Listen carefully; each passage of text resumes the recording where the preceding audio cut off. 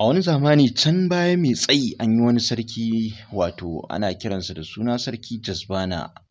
Ya kasance babban sarki ne mashahuri wanda yake da ƙarfin masarauta da mayaƙa. Yana mai zagaya duniya ɓangare-ɓangare yana cin su da yaƙi, yana kuma kafa wato faɗin ƙasarsa.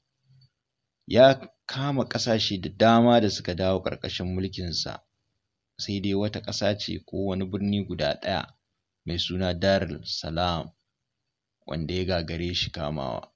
Sarki Jazbana ya yi hawa ya kai sama da 50 na mayaƙansa da dakaru masu yawa domin don ya ci wannan birni da yaƙi.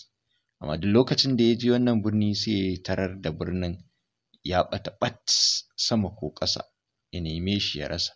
To amma ba komai bane ma ya saka sarki Jazbana yake so ya kama wannan birni, illa akwai 'yar sarkin birnin wacce ake kira da Gimbiya Suhaila. Gimbiya Suhaila an ce a wannan zamani duk duniya babu mace mai kyau kamar ta. Yayin da sarki Jazbana ya samu labarinta, to shi ne yake so ya kama wannan birni, in ya so ya mallake ta, tunda ya turawa da sarkin birnin mahaifin Gimbiya Suhaila da wasiƙa ta kai sama da adadi mai yawa domin ya nemi mallakarta ta cikin sanyi da salama su kasance suna tare. Shi kuma sarki ya ƙi yadda da wannan buri nasa.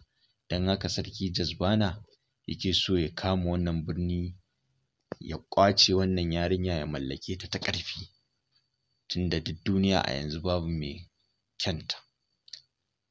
Wannan karon sarki Jazbana ya tara manyan bokayensa waɗanda yake ji da su, ya yi hawan zuwa filin yaƙin da su domin ya ci wannan birni na birnin Darul Salam da yaƙi. Yayin da suka iso wannan fili na bakin wannan gari, sai suka ƙara ganin wannan birni ya ɓata ɓat sama ko ƙasa sun rasa shi. Ya kira bokayen da lalle yau sai sun san yadda za su bayyanar da wannan birni domin ya shiga ya ci shi da yaƙi. Suna cikin wannan abu ne kawai sai suka ga wata tsaleliyar mata ta fito daga sararin filin gurin, ta caɓa ado. Duk dakarun gurin nan da suke gurin sai suka saki baki, wasu har da dalalar da yayo. Tana ƙarasowa cikin taƙama izuwa wajen da sarki Jazbana ke tsaye bisa kan dokinsa. Sarki Jazbana ya tsaya yana kallon wannan kyakkyawa mace wacce duk duniya ta siffatu da kyau, wanda ba za a iya cewa ga kwatankwacin kamar ta ba. Sai da ta ƙaraso dab da shi sannan ta yi murmushi ta ce masa, ya kai wannan babban sarki, na zo gare ka ne domin in bayyanar da kaina a gare ka.